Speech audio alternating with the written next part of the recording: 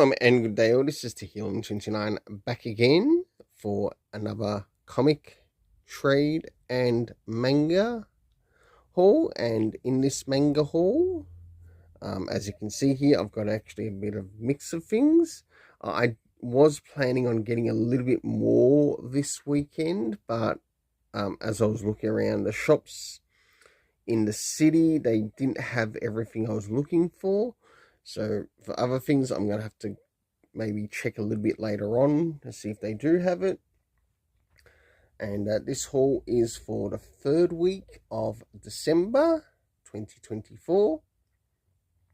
So moving into first things first, if you happen to live in Australia, can check out the All Star Comics website, put in that discount code, and you'll get 10% off everything you buy, unless they've got like another discount happening at the time. You might be able to get a little bit more off, depending what the scenario is.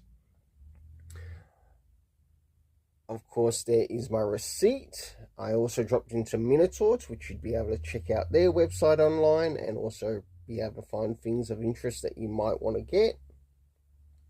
So let's start up.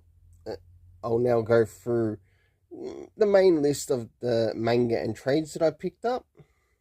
So starting off with Robin, Son of Batman.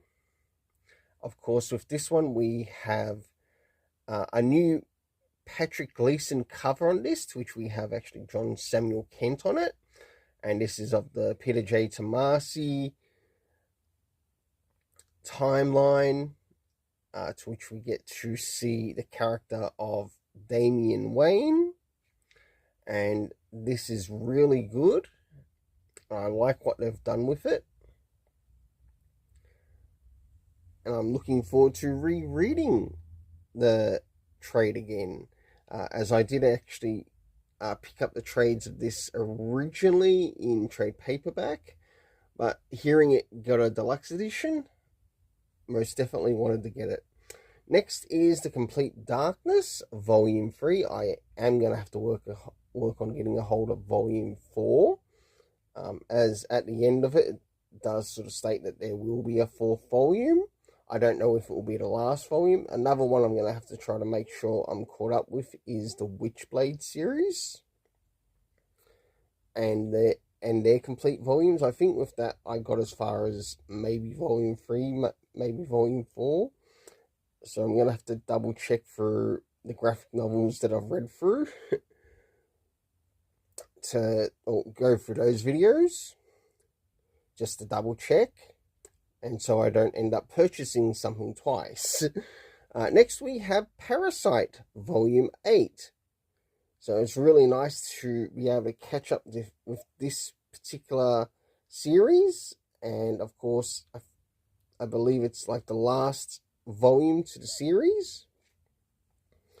It's certainly been interesting with the story, and I look forward to reading, well, the last couple of volumes that I haven't actually read, this one being one of them.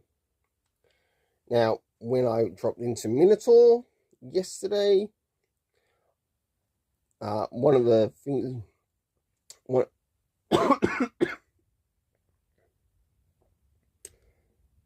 one of the things I was looking for was, of course, this manga volume, All on the Movements of the Earth. Definitely check out the animated series, which is presently on Netflix right now. It's definitely worth the watch. It starts off with one character, but it also moves on to other characters. I don't want to give any spoilers in case you haven't watched it. Next is Slam Dunk. Now, this is one series that I do prefer the movie over the actual series.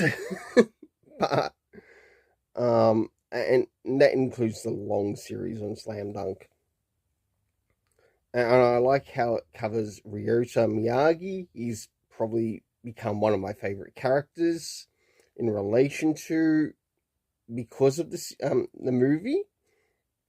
But of course, I still got to see the character's original origins in the Slam Dunk. Now, I think it would be nice if they actually did a manga in relation to the movie, So if manga readers like myself wanted to actually see that side where it does center on Ryo Miyagi, we can actually watch that and actually get more understanding about the character. There could even be included additional things that might not have been put into that movie in the first Slam Dunk. And last but not least, Twin Star Exorcist Volume 16. Moving into the comics that I collected, we of course have World's Finest. Well, two World's Finest. One is the Green Arrow Green Lantern Special Edition. And the next is the Batman Superman, to which they will probably be covered in one video. Next is the Silent Knight and Nightwing, to which they will be covered in one video. Action Comics and New Gods will also be covered in one video. Moving into these last couple, the Rockefellers will be in its own individual video. King Spawn will be in its own individual video.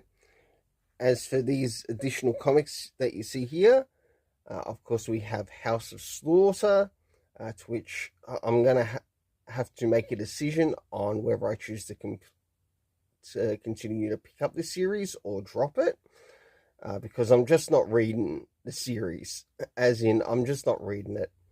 And I should also try to find out how far I got graphic novel wise with the series. And for something that might be for a bit of a background or backup video of sorts, we have the return of the Phantom. So I'll probably work on finding some time this week to maybe get a Phantom video done, including this particular issue. And something that is connected to some local artists or local creators. It's the story called Jump Punch. It's supposedly meant to be a cross between, well, as it explains right here, an explosive world of magic, mayhem, and martial arts. So it's going to be really interesting to see how that will be, but it probably won't go, the review won't probably show up on the channel for quite a while. Until then, let's keep it colourful and have yourself an awesome day.